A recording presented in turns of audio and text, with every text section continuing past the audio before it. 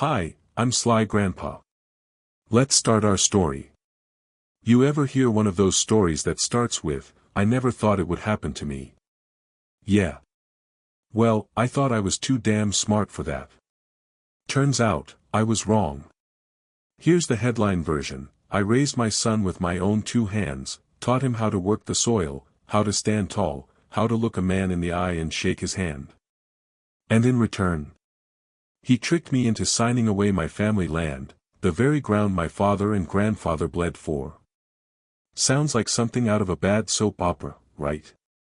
Except this one's real, and I'm the fool who signed the papers. But before you click away thinking I'm just some gullible old man, let me stop you there. I wasn't always a farmer. Long before I ever settled on these 200 acres, I wore a different uniform. Did things in places most people couldn't find on a map. Things I don't talk about at the dinner table. Let's just say, I'm not quite as harmless as my son thinks I am. The truth is, I saw this coming. Not the exact trick, not the paperwork switcheroo, but the greed. The look in his eyes when he thought I wasn't watching. The way he started circling the property like a buzzard. I had my suspicions, so I started making preparations. Quiet ones. Old habits die hard. It all came to a head one blistering afternoon in July. He showed up with a lawyer friend of his, all smiles and fake concern. Said it was just some insurance paperwork, something about protecting me if anything happened. I'll admit, my eyesight ain't what it used to be, and my patience for legal mumbo-jumbo is even worse. But I trusted my boy. My flesh and blood. So I signed. And with the stroke of a pen, I lost my land. Do you know what it feels like to walk outside, feel the dirt under your boots, and realize it doesn't belong to you anymore? That you're just a trespasser on your own soil? It's the kind of heartbreak that makes a man want to crawl into a bottle and never come out. But I didn't. Because here's the thing my son doesn't know. While he was busy playing slick businessman, I was busy playing something else. A much longer, older game. And he just made the single biggest mistake of his life. Because if there's one thing I learned overseas, it's this. You never take from a man who knows how to wait. How to watch. And how to hit back harder than you ever dreamed possible. And my son? He just woke up an old wolf he thought was too tired to bite. The morning after I signed those cursed papers, I woke up to a sound I'll never forget, the low growl of a bulldozer rolling onto my land. I pulled on my boots, still half asleep, and shuffled outside. And there they were, strangers in neon vests, driving stakes into my fields like they owned the place. Which, legally, I suppose they did now. My son stood there, arms crossed, sunglasses on, smug as a preacher with a full collection plate.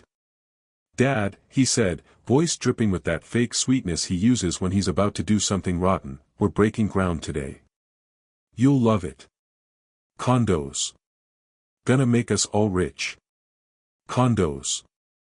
On my land.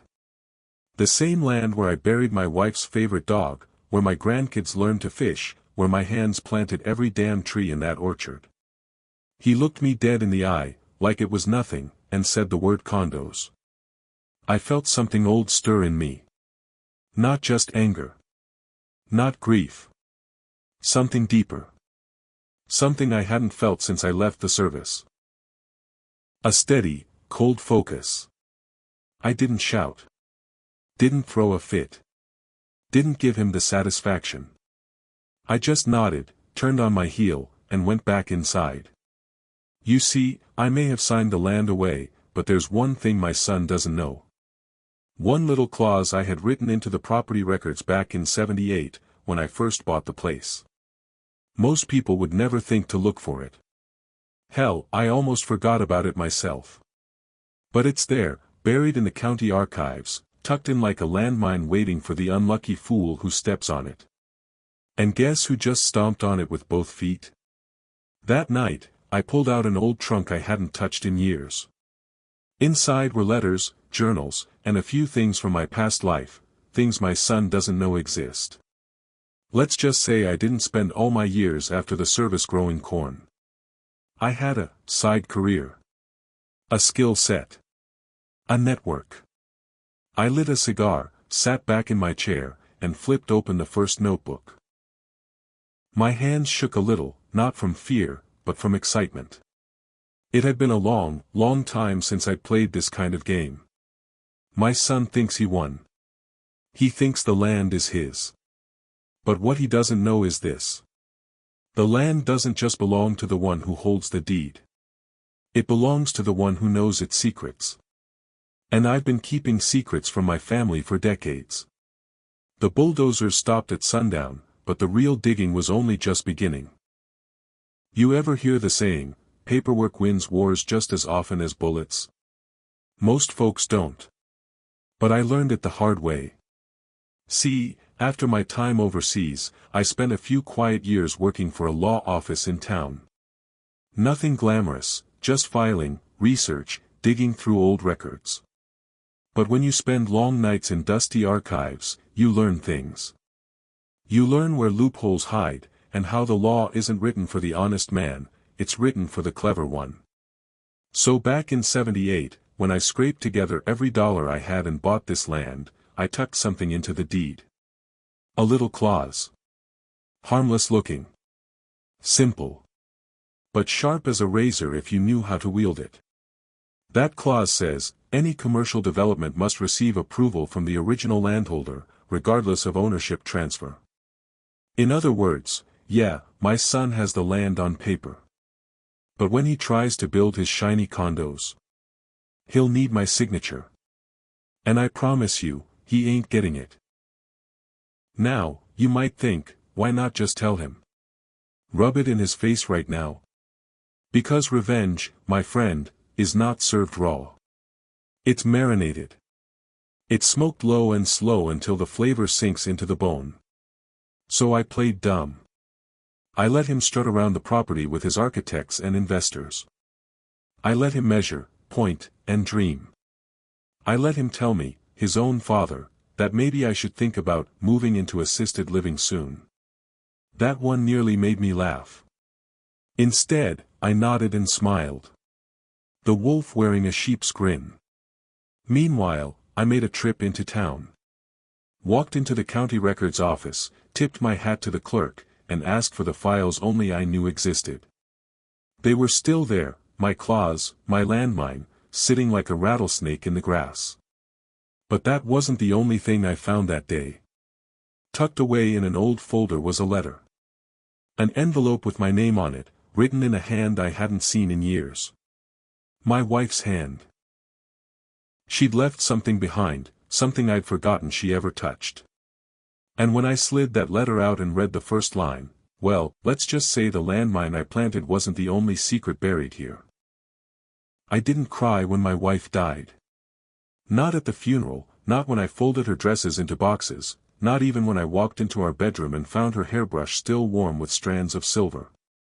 But standing there in the county records office, 40 years later, holding an envelope with her handwriting on it, my knees almost buckled.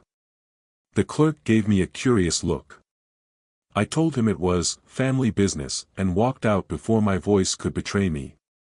Back in my truck, I tore the seal with hands that weren't as steady as they used to be. Inside was a single sheet of paper, yellowed at the edges but still sharp with her scent, lavender and tobacco, the mix that was always her. Her note was short. No flourishes. She was never one for wasting words. If you're reading this, it means the land is threatened. You remember what we buried under the oak, don't you? It's not just soil down there. Don't let him take it. That was it. Just that. I sat there, staring at the page, feeling like the world had shifted sideways. Because I knew exactly which oak she meant. The oldest one on the property. The one we used to picnic under when we were too broke for restaurants. And I remembered the night we buried something there. But here's the thing. I couldn't remember what it was. Sounds crazy, I know. But the mind plays tricks, especially when the years pile on. We buried a box, I think. Or maybe a chest. I remember the weight of it, the way she pressed my hand after we covered it with dirt. "This stays between us," she'd said. And I had kept that promise. Maybe too well, because now the memory was foggy, like trying to grab smoke. One thing was clear, though, whatever was under that oak tree, it mattered enough for her to leave a warning from beyond the grave. And if my son thought bulldozers and blueprints could erase history, he had another thing coming. That night, I took a lantern, a shovel, and an old pistol I hadn't touched in years, and I walked out to the oak. The moon was high, the air still. Every step felt heavier than the last. When I reached the roots, I pushed the shovel in. The dirt was soft, almost like it wanted to give itself up. And then, just as the blade hit something solid, I heard it. The crunch of tires on gravel. Headlights cutting across the field. Someone else was coming. The lantern light shook as I froze, half bent over the shovel. Headlights cut across the rows of corn like white knives, and for a split second, I thought it was my son.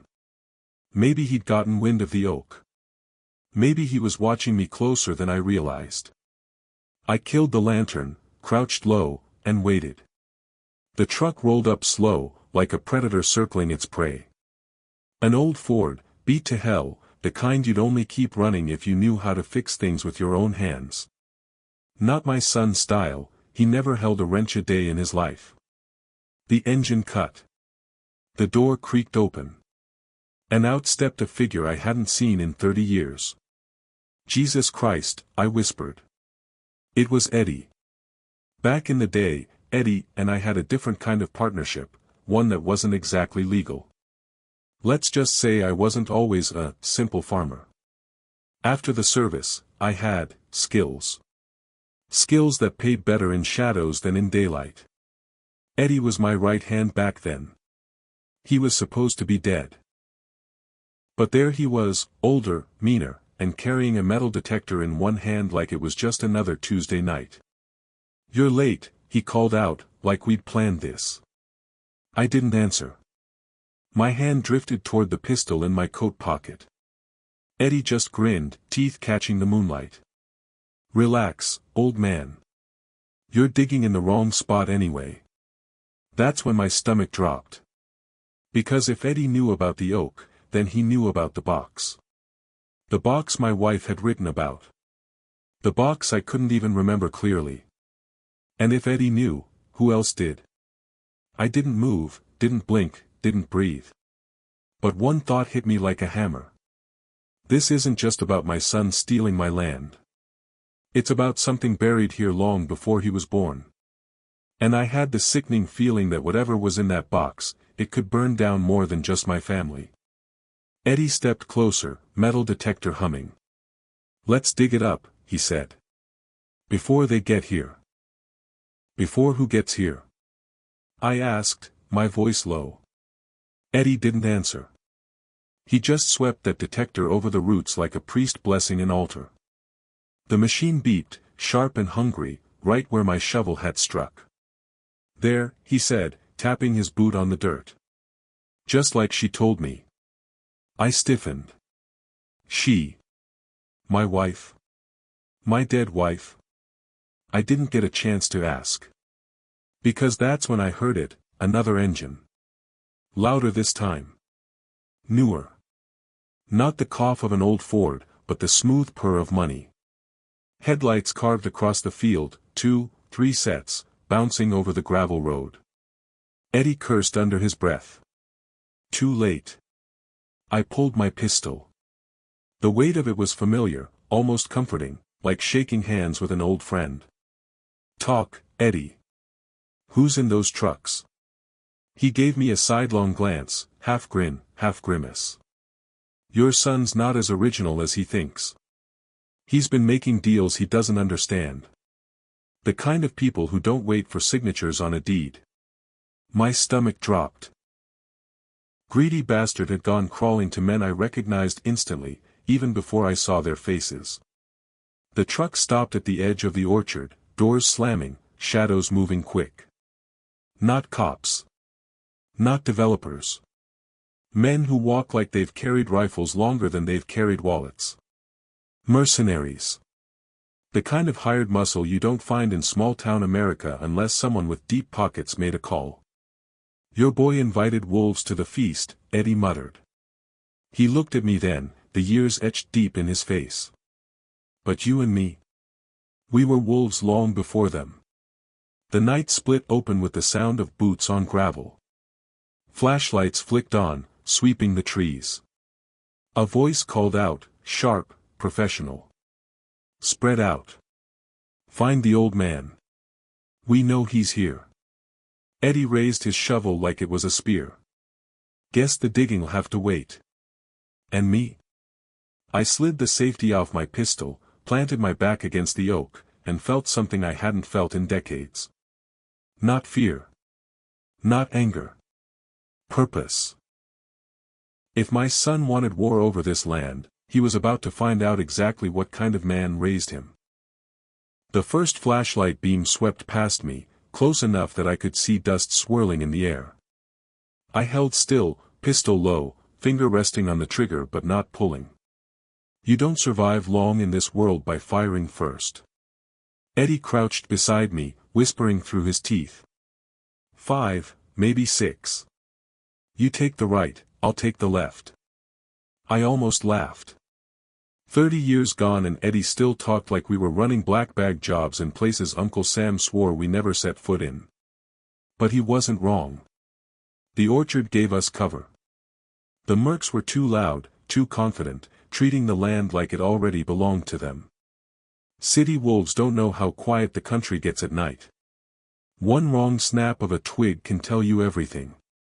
I whispered back, "We don't shoot unless we have to. Spook them first." Eddie's grin was pure mischief. Still the same old bastard.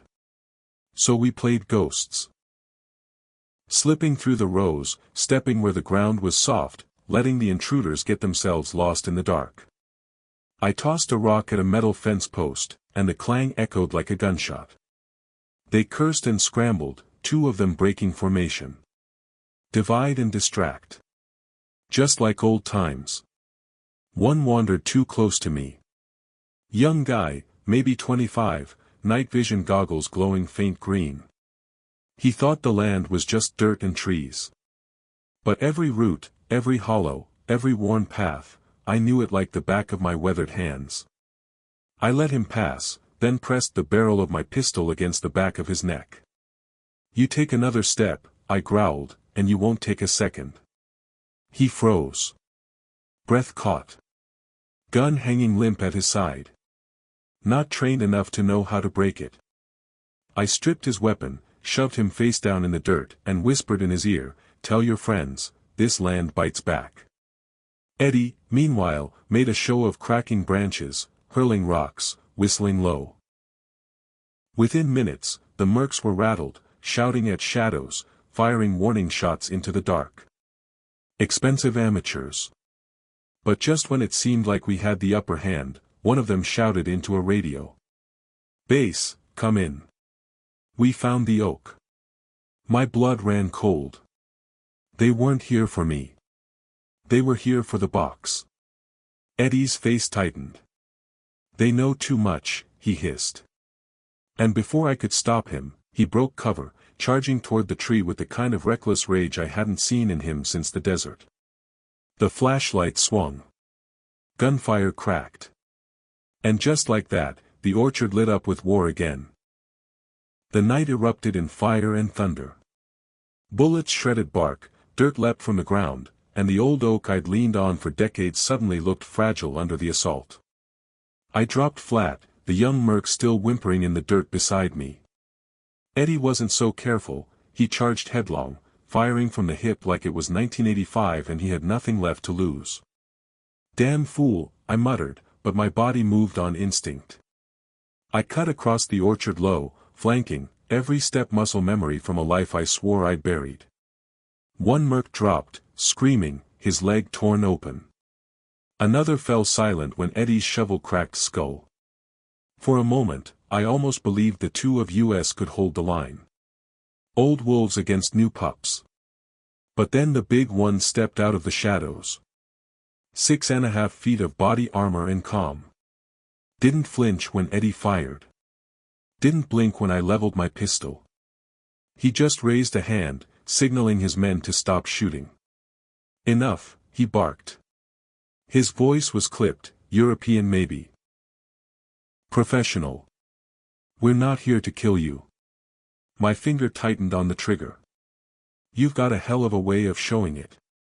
He ignored me, eyes scanning the oak.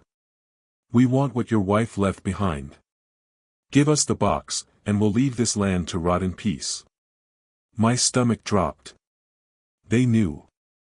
They knew about her letter. The box. Everything. But how? Eddie spat blood on the dirt. Like hell, you will. He swung the shovel, wild, desperate. A gun barked in response.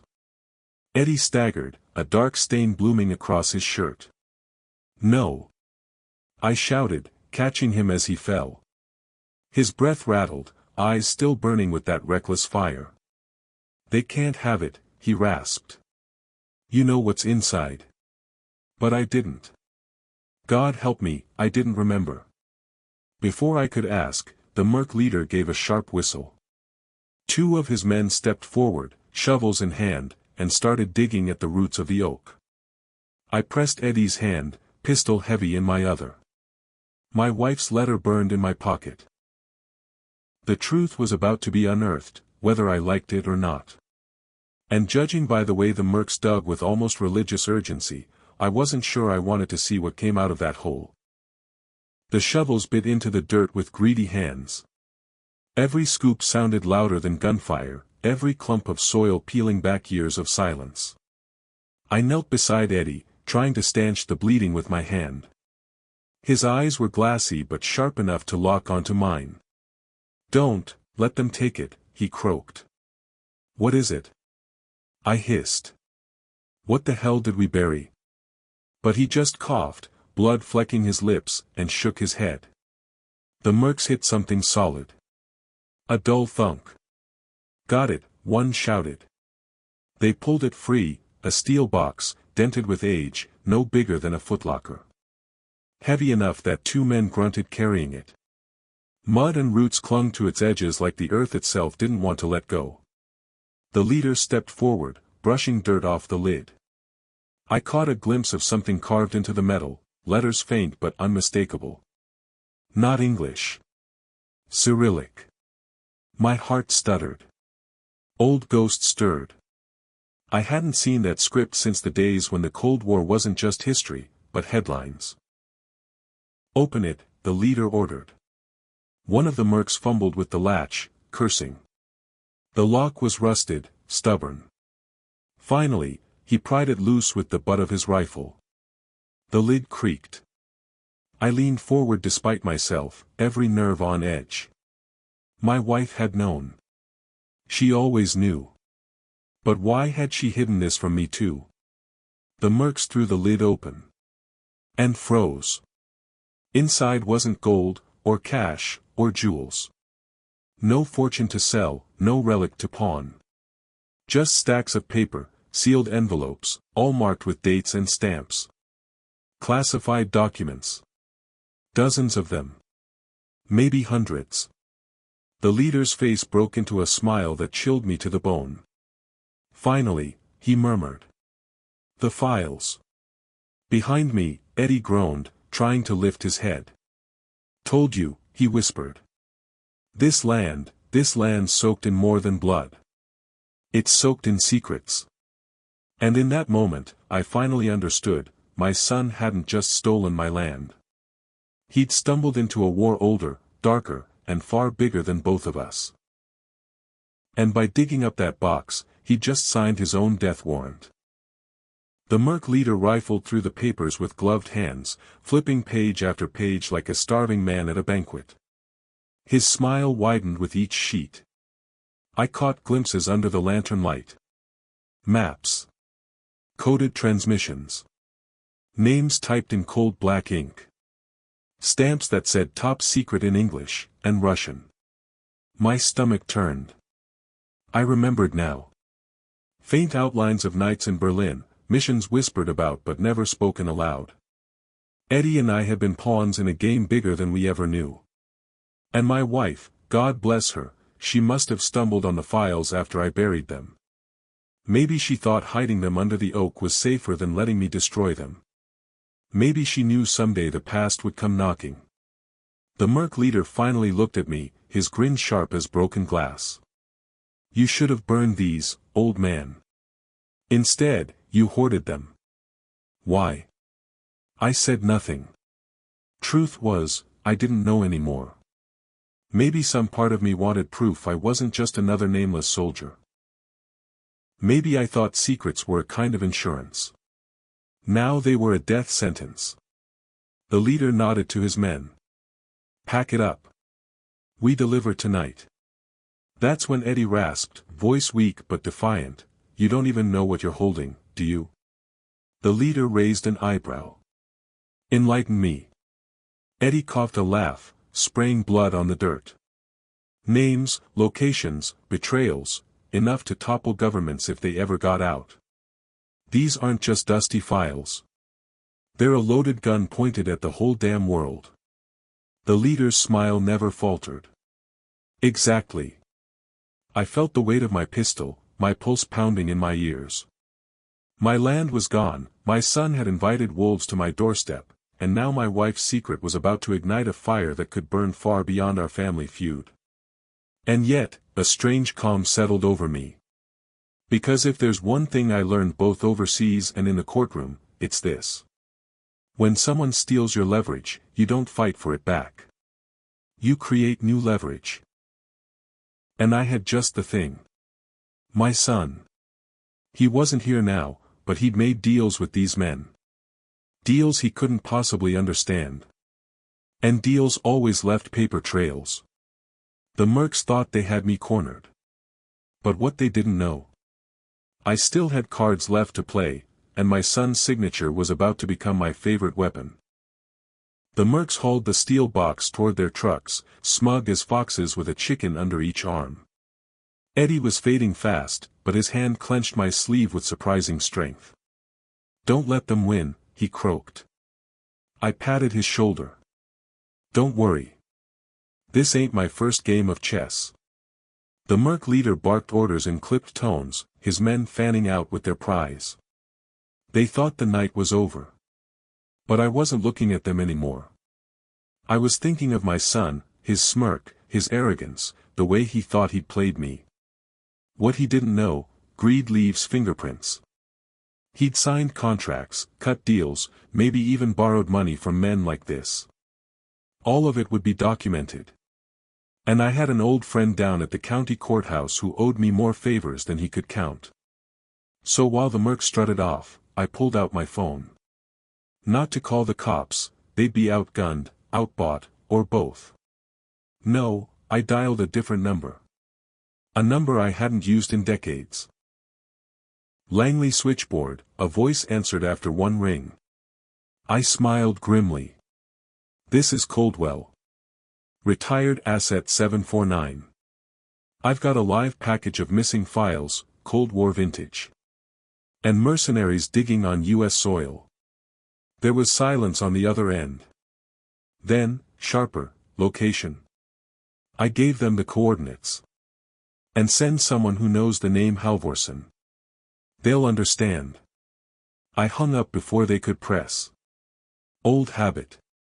Now I had two forces colliding, mercs who thought they'd scored treasure, and agencies who wanted their skeletons shoved back in the closet.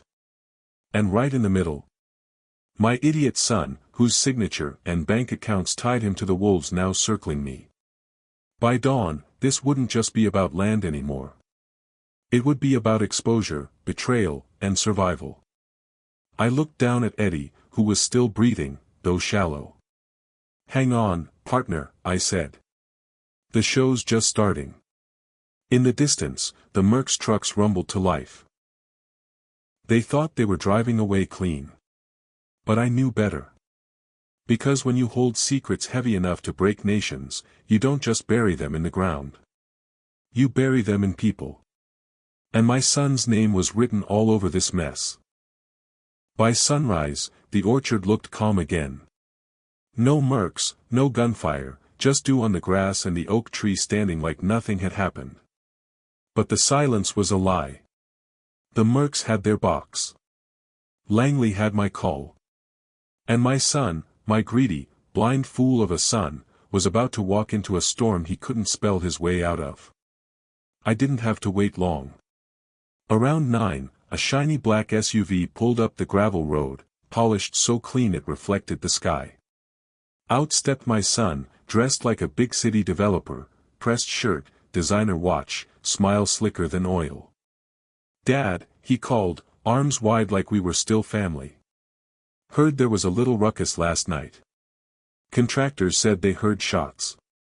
I didn't answer. Just rocked in my porch chair, pipe smoke curling around my head. Let him sweat. He sat beside me, too casual. "Listen, I know you're upset about the land. But you're gonna thank me, old man. We're talking millions. Retirement money. You can live comfortable." I turned my head, met his eyes. "Do you even know who you made deals with?" That wiped the grin clean off his face. Just for a second, but I saw it, the twitch of fear. He tried to laugh it off. "Investors, Dad. Serious ones. Guys who can actually get things done. Not like the banks around here. Investors don't show up with rifles," I said flatly. His jaw tightened. He knew I knew. But instead of coming clean, he leaned in, voice sharp. "You're not gonna ruin this for me. You've had your time. This is my shot." Before I could answer, the sound of tires on gravel rolled up again. 2 black Suburbans, government plates, tinted windows. Men in suits stepped out, not farmers, not mercs, feds.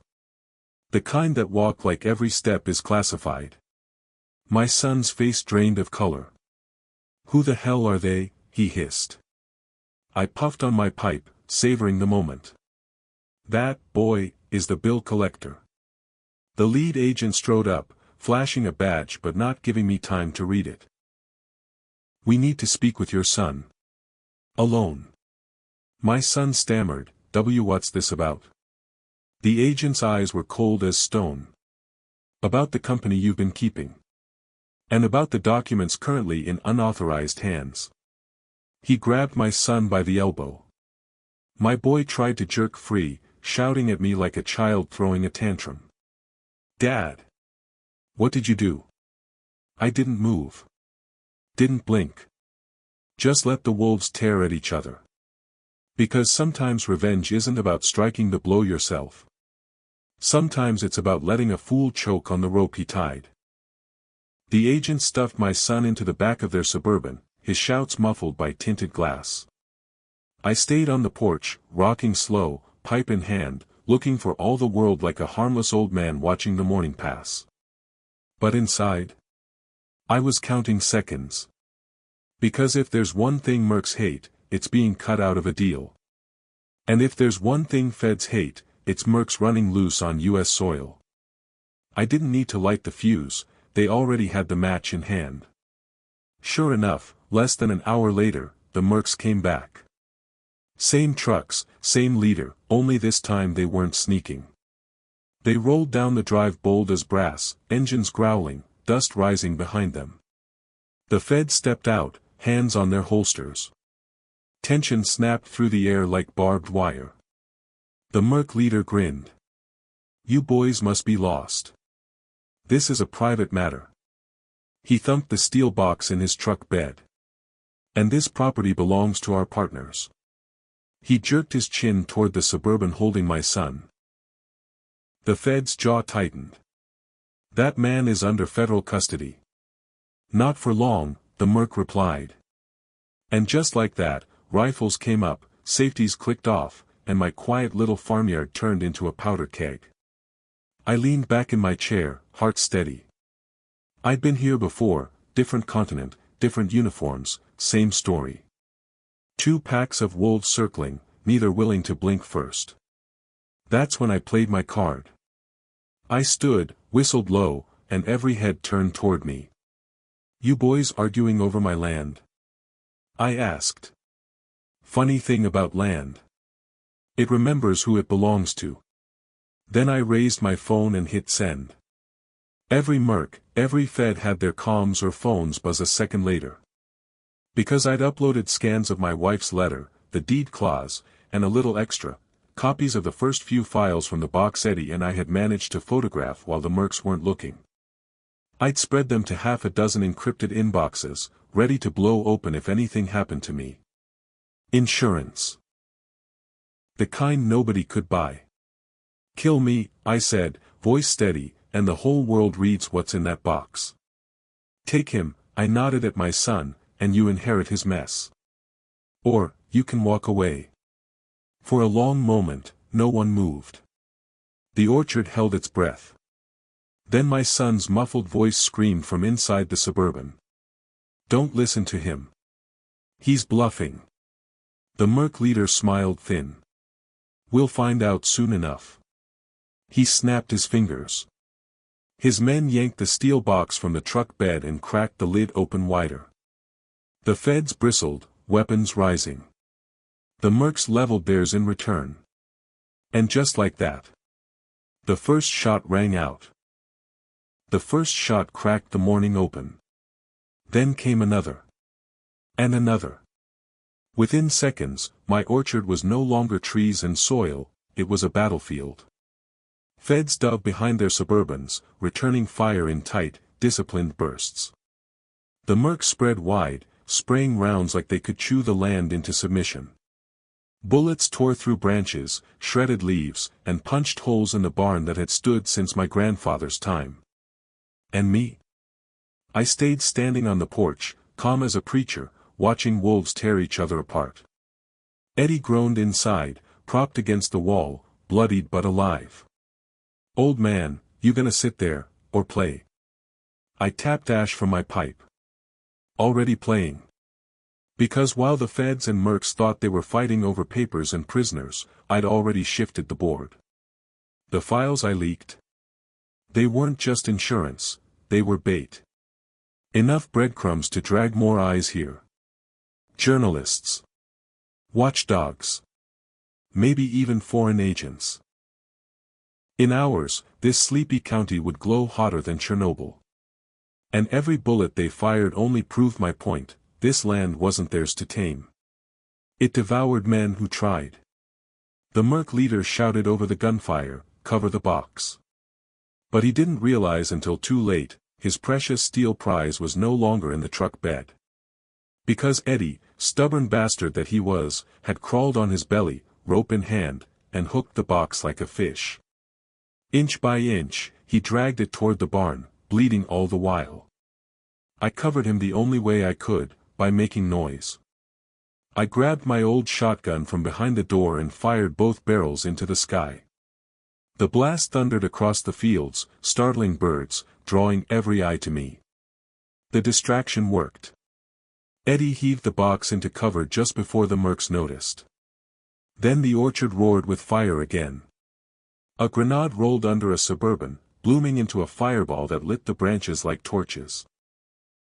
Smoke clawed at the sky, the scent of burning sap and oil mixing in the air. Through the haze, I saw my son's pale face pressed against the SUV window, eyes wide, realizing too late the deal he'd struck had turned his golden ticket into a coffin. The land was taking back what it was owed. And I knew then, by sundown, either the Feds or the mercs, or both, would be ashes. My job wasn't to fight. My job was to survive, and to make sure my son lived just long enough to see what I'd planned for him. The orchard was fire and smoke, bullets and screams. The mercs and the Feds shredded each other, neither willing to retreat. Men who thought themselves wolves were dropping like cattle in the slaughterhouse. But I wasn't watching them anymore. My eyes were fixed on the black Suburban, flames licking its tires, my son trapped inside. I walked through the chaos, shotgun over my shoulder, pipe clenched between my teeth. Bullets hissed past, but I didn't flinch. I'd danced through worse storms in jungles and deserts long before he was even born. I opened the door and dragged him out by his collar. His expensive watch snapped on the gravel as I hauled him clear of the burning SUV. He coughed, sputtered, eyes wide with terror. "Dad! Please! Help me!" I dropped him at the base of the oak tree. The same tree where I'd buried the box, the same tree my wife used to sit under in summer, the same tree that had watched generations of our blood pass beneath its branches. "You wanted this land," I told him, voice steady. "Now you'll see what it costs." He shook his head, dirt and tears streaking his face. "It was just business. I didn't mean to." "Business," I spat. "You tricked me out of my name. You sold your mother's land to killers. You thought you were clever." I leaned down close, so he could see the years, the weight, the war still burning in my eyes. "But I taught you better. You just didn't listen." Behind us, the battle was ending.